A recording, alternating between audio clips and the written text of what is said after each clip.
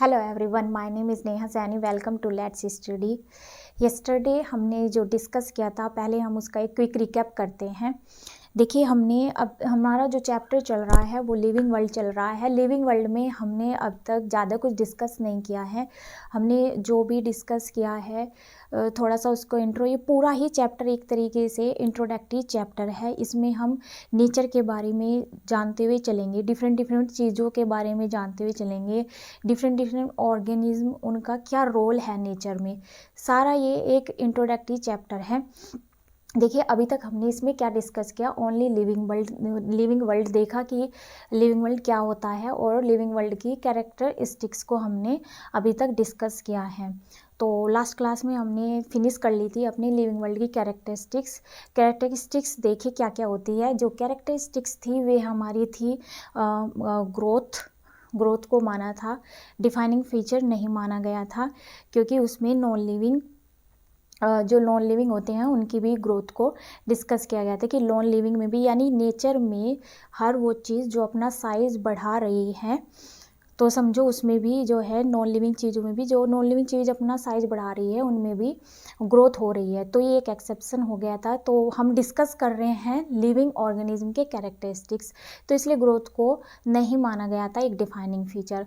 Metabolism हर body, चाहे हम unicellular हो या मल्टी सेलुलर बॉडी का ऑर्गेनिज्म हो, सभी में मेटाबॉलिज्म रिएक्शन होती है।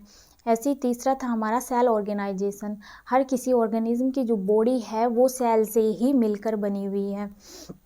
और नेक्स्ट था हमारा रिप्रोडक्शन को भी एक डिफाइनिंग फीचर नहीं माना गया था, बिकॉज उसमें भी एक्सेप्शन देखे गए थे। बहुत सारे कुछ जो है इनफर्टाइल पेरेंट्स को देखा गया था, म्यूल, वर्कर बी और इनफर्टाइल ह्यूमन कपल्स, ये एक्सेप्शन थे कुछ, तो इस वजह से वो भी एक डिफाइनिंग फीचर नहीं माना गया है। नेक्स्ट है हमारा कॉन्शियसनेस और सेल्फ कॉन्शियसनेस। जो सेल्फ कॉन्शियसनेस है वो सिर्फ जो सेल्फ कॉन्शियसनेस जो फील करता है वो सिर्फ ह्यूमन बीइंग ही है, अदरवाइज किसी और ऑर्गेनिज्म में सेल्फ कॉन्शियसनेस होती नहीं है। और जो कॉन्शियसनेस है, कॉन्शियसनेस एक कॉम्प्लेक्स बोले तो कैरेक्टरिस्टिक्स मानी गई है। डिफाइनिंग फीचर जो है सबसे ज़्यादा कॉम्प्लेक्स वो माना गया है कॉन्शियसनेस।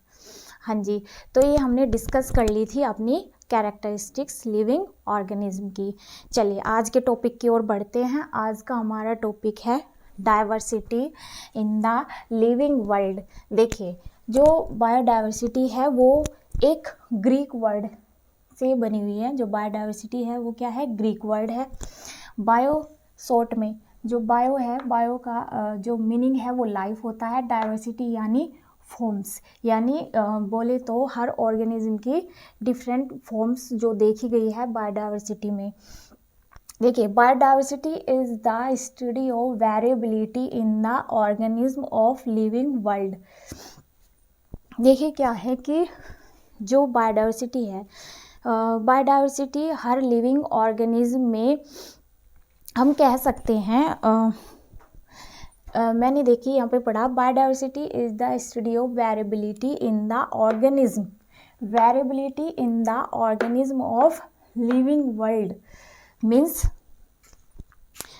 हम कह सकते हैं कि हमारी जो अर्थ पर डिफरेंट टाइप्स के प्लांट स्पीसीज़, एनिमल स्पीसीज़ और डिफरेंट टाइप्स के माइक्रोब स्पीसीज़ जो देखी गई हैं, ये इतने सारे टाइप्स के ऑर्गेनिज्म जो हमारी अर्थ पर प्रेजेंट है, इन सब ऑर्गेनिज्म की जो डिफरेंट फॉर्म्स देखी गई है उसी को कहते हैं बायोडाइवर्सिटी। एक लाइन में कहे तो हमारे हर वो ऑर्गेनिज्म जो अर्थ पर प्रेजेंट है वो क्या होता है, हमारे बायोडाइवर्सिटी का पार्ट है। ये कह सकते हैं हम, जैसे हम कहीं जाए, हम फॉरेस्ट पे जा रहे हैं या ऐसी जगह पे जा रहे हैं जहाँ मारीन इकोसिस्टम यानी सी वाले एरिया में जा रहे हैं, यानी सी का इकोसिस्टम देखें हम, या और भी हम जा रहे हैं जैसे पॉन्ड के पास ही जाते हैं, हर गांव में पॉन्ड होता है। तो जो ये है, ये जो पॉन्ड है, डेजर्ट है और फॉरेस्ट है या कोई भी इकोसिस्टम को, तो ये सब भी क्या है, बायोडाइवर्सिटी का ही पार्ट है। तो कह सकते हैं हम हमारी अर्थ पर डिफरेंट डिफरेंट टाइप्स के प्लांट स्पीसीज, ऑर्गेनिज्म, जो ये माइक्रोब्स हैं, ये सब की जो डिफरेंट फॉर्म्स हैं, यानी इस धरती पर लोगों के, ऑर्गेनिज्म के बीच जो ये डाइवर्स फॉर्म देखी गई है, इसी को बायोडाइवर्सिटी कहते हैं। देखिए नेक्स्ट, हाँ जी, यहाँ पे लिखा हुआ है 1.7 to 1.8 मिलियन स्पीसीज। देखिए इस धरती पर इतने सारे ऑर्गेनिज्म हैं जिनको डिस्कवर्ड नहीं किया जा सकता, मतलब किया ही नहीं जा सकता, क्योंकि अब मैंने एग्जांपल लिया था पॉन्ड का और मारीन इकोसिस्टम, मैंने इकोसिस्टम को लिया था। तो जो इकोसिस्टम है उसके अंदर खाली जो है प्लांट स्पीसीज नहीं है, छोटे छोटे ऑर्गेनिज्म भी हैं। तो ये जो देखी गई है तो उसके अंदर भी जो वे ऑर्गेनिज्म है उनको नहीं डिस्कवर कर सकती, यानी एक एक को डिटेल में डिस्कवर नहीं किया जा सकता। तो सर IUCN देख रहे हैं आप, जो IUCN है एक यूनियन है, तो उस यूनियन ने देखा, मतलब ये जो नेचर के बारे में जो डिस्कवर्ड होती हैं चीज़ें, ये करती है किसके अंदर, ये जो नेचर के अंदर जो चीज़ें डिस्कवर्ड हो रही है वो कौन करता है, IUCN एक यूनियन है।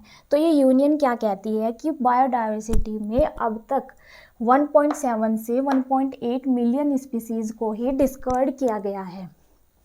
देखिए IUCN, तो इस बायोडाइवर्सिटी के लिए जो है कुछ रूल्स बनाए गए हैं, rules and recommendation of nomenclature. According to IUCN, full form international union of conservation of nature and natural resources.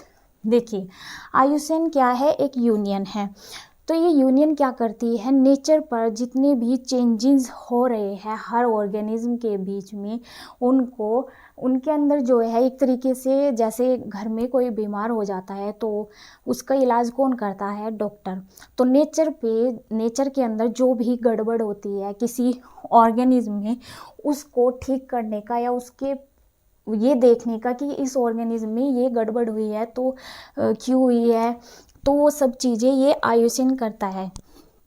देखिए जैसे और कोई ऑर्गेनिज्म है, अभी रिसेंटली जो है देखा गया है, एक बर्ड है डोडो जो एक्सटिंक्ट हो गई है।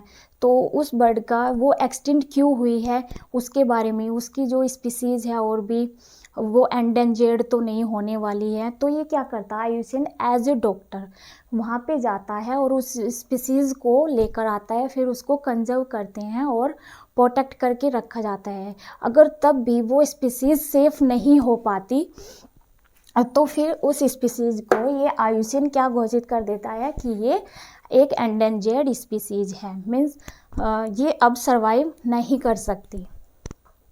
देखिए ये कुछ रूल्स है बायोडाइवर्सिटी के अंदर। पहला है ICBN, इसकी फुल फॉर्म होती है international code of botanical nomenclature. देखिए ये जो रूल है ये भी बायोडाइवर्सिटी का इसमें मैंने नाम लिया B मीन्स बॉटनिकल नोमेनक्लेचर, यानी प्लांट स्पीसीज़ जो जितनी भी प्लांट स्पीसीज़ है जो डिस्कवर कर रहे हैं साइंटिस्ट, उनको इस यूनियन के अंदर रखा गया है। ठीक है जी। जैसे कि हम देखते हैं कई बार अगर हम रिसर्च करने जा रहे हैं और हम वहाँ पर देखते हैं कोई ऐसी स्पीसीज़ जिसको हमने देखा नहीं है, फिर हम क्या करते हैं, उस स्पीसीज़ को देखते हैं, नेट पर सर्च करेंगे या फिर किस बायोलॉजी की बुक में देखेंगे। अगर वो स्पीसीज़ हमें उसके कैरेक्टर कुछ ऐसे हमें नहीं मिलते हैं तो तब हम क्या करते हैं, इस यूनियन के पास कांटेक्ट करते हैं। फिर ये यूनियन क्या करती है, उस प्लांट की पिक को मंगाती है और फिर क्या करती है, ये उस पिक जो वो पिक हम उसको भेजते हैं, जो प्लांट की पिक भेजी, तो उसकी लीफ की कैरेक्टरिस्टिक्स को चेक करेंगी, उसके ऊपर डिस्कवर करेंगी वे। तो फिर जब डिस्कवर कर लेती हैं तब जाके उस स्पीसीज़ का नाम रखा जाता है कोई भी। तो साइंटिस्ट ऐसे ही जो है स्पीसीज़ को डिस्कवर करते हैं, फिर बाद में उस स्पीसीज़ को रखा जाता है इस यूनियन के अंदर। ICBN मतलब कि प्लांट की जितनी भी स्पीसीज़ है जो डिस्कवर की जाती है वो कहाँ की जाती है, इस यूनियन के अंदर, ICBN। नेक्स्ट है हमारा ICZN, international code of zoological nomenclature. Zoological means animal, तो हर वो ऑर्गेनिज्म जो एनिमल ऑर्गेनिज्म है उनकी जो डिस्कवरी की जाती है स्पीसीज़ की, तो वे किस में करते हैं, इस वाली यूनियन के अंदर डिस्कवर करके रखते हैं। जो डिस्कवर करते हैं वो ICZN के अंदर करते हैं। जैसे कहा कि प्लांट में अगर कोई हम ऐसी स्पीसीज़ देख लेते हैं कि वो डिस्कवर नहीं की गई है, मतलब बायोलॉजी में है नहीं, वो बायोडाइवर्सिटी में वो है नहीं, तो ऐसे ही अगर एनिमल की कोई स्पीसीज़ मिल जाती है तो उसको भी जो फिर डिस्कवर किया जाता है तो ICZN के अंदर डिस्कवर किया जाता है। नेक्स्ट है हमारा रूल एक नोमेनक्लेचर। नोमेनक्लेचर मीनिंग है हिंदी में इसका नामकरण। देखिए जो नामकरण होता है, जैसे घर में कोई छोटा बच्चा होता है तो उसका भी नाम रखा जाता है, तो नाम रखने को नामकरण कहते हैं। ऐसे ही जब साइंटिस्ट किसी अपने ऑर्गेनिज्म की स्पीसीज़ को जब डिस्कवर कर लेते हैं तो जब उस स्पीसीज़ का नाम रखते हैं, उस नाम रखने को ही कहते हैं नोमेनक्लेचर। ठीक है, नेक्स्ट है हमारा लोकल नेम। देखिए अब अगर हम देखें लोकल नेम से देखें और हम देखें तो जैसे सब्जी है, पेठा कद्दू को ले लेते हैं एग्जांपल। हमारे यहाँ पे पेठा कद्दू बोलते हैं, कहीं कहीं पर क्या बोलते हैं, खाली मतलब इस पेठा कद्दू को बोलते हैं कद्दू, कहीं पर बोलते हैं सीताफल।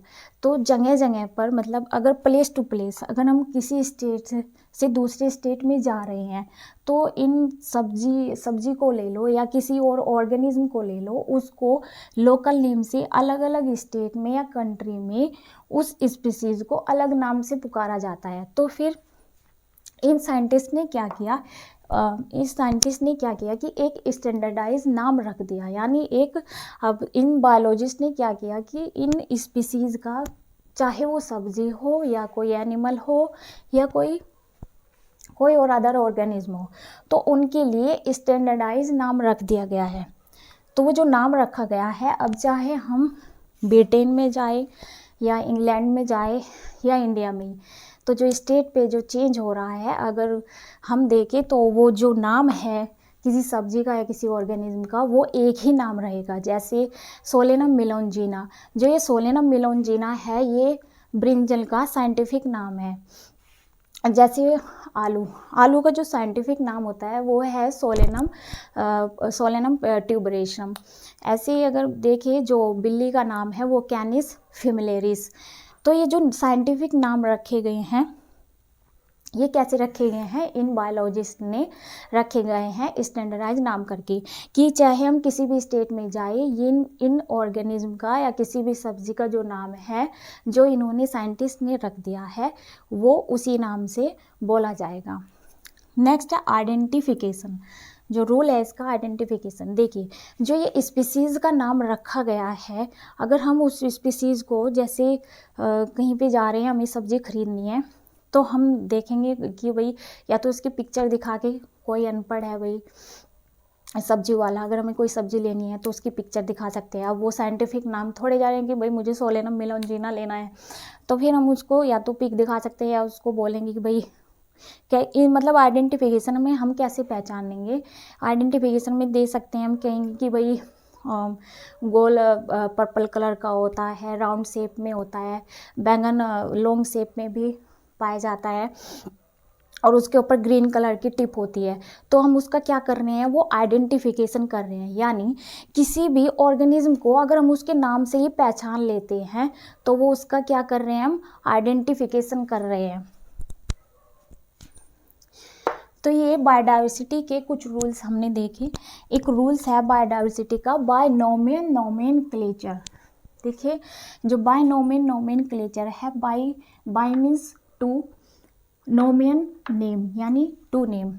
देखिए जो साइंटिस्ट है यहाँ पे, इस बायनोमियल नोमेनक्लेचर को जो डिस्कवर किया है वो किया है कैरोलस लिनियस ने। जो ये कैरोलस लिनियस थे, इन्होंने ही बायनोमियल नोमेनक्लेचर को डिस्कवर किया।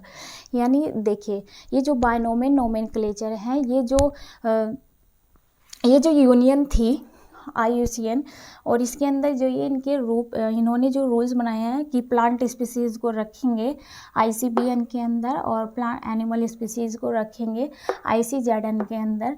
ऐसे ही बैक्टीरिया के लिए भी अलग यूनियन है और उसके लिए भी ICBN है, यानी इंटरनेशनल कोड ऑफ, जो बैक्टीरिया के लिए है international code of bacterial nomenclature.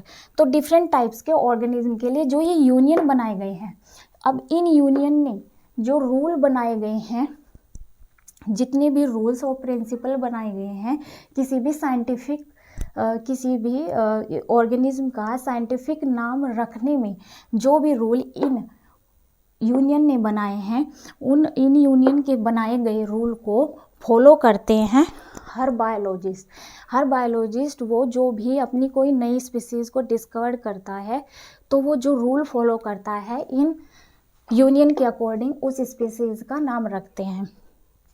देखिए, बायनोमियल नोमेनक्लेचर से पहले जितने भी साइंटिस्ट ने नाम डिस्कवर किए हैं वे बायनोमियल नोमेनक्लेचर को फॉलो नहीं करते, लेकिन जो बायनोमियल नोमेनक्लेचर की जो स्टार्टिंग की है, इसका मीनिंग है कि इंटरनेशनली एक्सेप्टेड एक नाम के दो पार्ट होने चाहिए, इसीलिए इसका मीनिंग है बायनोमियल, दो नाम रखना, यानी किसी एक स्पीसीज के दो पार्ट में नाम रखना ही बायनोमियल नोमेनक्लेचर है, जिसकी स्टार्टिंग की कैरोलस लीनियस ने सबसे पहली जो स्पीसीज को डिस्कवर किया दो नाम की, वो किया मैंगिफेरा इंडिका।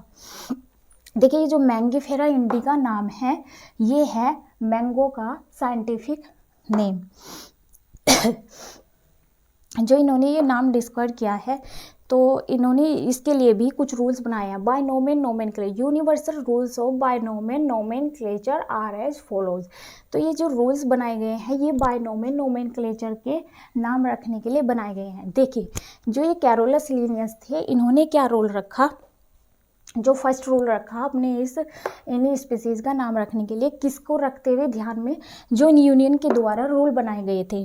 देखिए, फर्स्ट रूल इन्होंने क्या रखा, biological names are generally in Latin, meaning जितने भी बायोलॉजिकल नेम हैं उनका ये जो नेम लिखे गए हैं ये कौन सी भाषा में लिखे गए हैं, लैटिन भाषा में। तो ये जो नाम लिखे गए हैं मैंगिफेरा इंडिका, सोलेनम मेलोंजिना, सोलेनम ट्यूबरेशम, जो ये अजीब से नाम है, ये कौन सी भाषा में लिखे गए हैं, लैटिन भाषा में ये नाम लिखे गए हैं। और जो इनके लिए जो ये वर्ड फाउंट है, इसमें ये जो वर्ड फाउंट यूज हो रहा है वो कौन सी लैंग्वेज में, उसमें फाउंट साइज में यूज हो रहा है, वो हो रहा है इटैलिक में।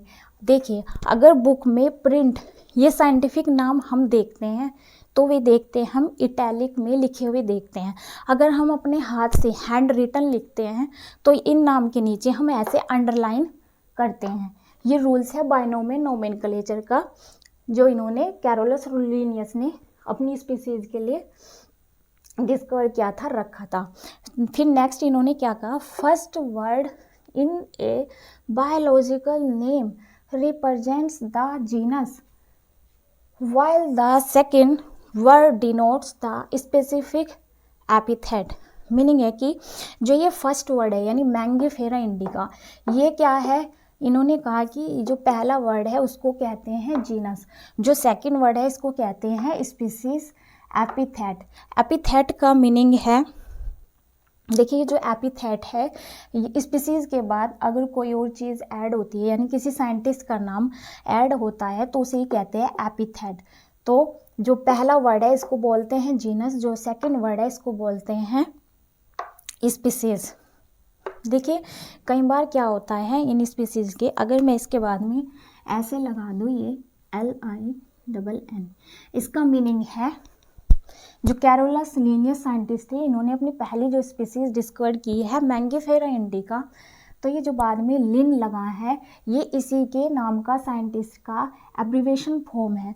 तो ये ऐसे जो छोटे से रूप में जो बाद में इस जीनस और स्पीसीज के बाद में जो थर्ड नाम लिखा हुआ मिलता है ये होता है ऑथर का नाम। तो ये जो एपिथेट वर्ड है, यानी ये जो इन दो के बाद में जो जुड़ा हुआ वर्ड मिलता है, ये उसी को कंप्लीट करता है। देखिए जो ये फर्स्ट वर्ड है ये क्या करता है अपने आप को कैपिटल में, तो यानी जो फर्स्ट वर्ड है ये हमेशा इसकी स्टार्टिंग होगी कैपिटल लेटर से। जो सेकंड वर्ड है, second word so small letter, जो सेकंड वर्ड है वो हमेशा स्मॉल लेटर में लिखा जाएगा।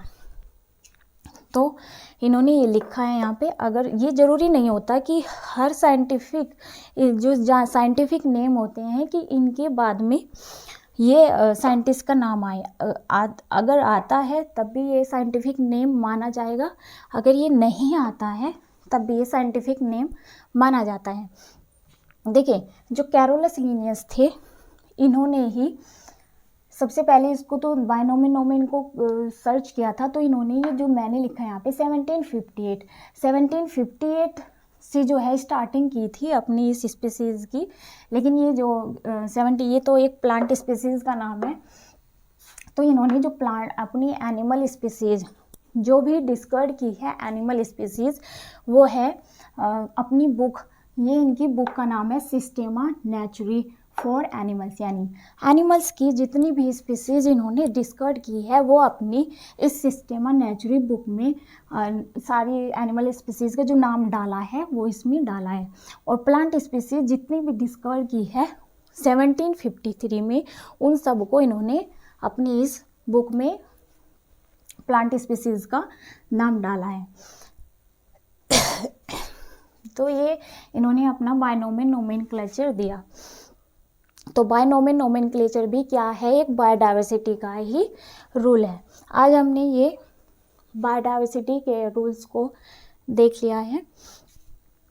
ओके गाइज, फिर आज के लिए इतना ही रखते हैं। Thank you so much.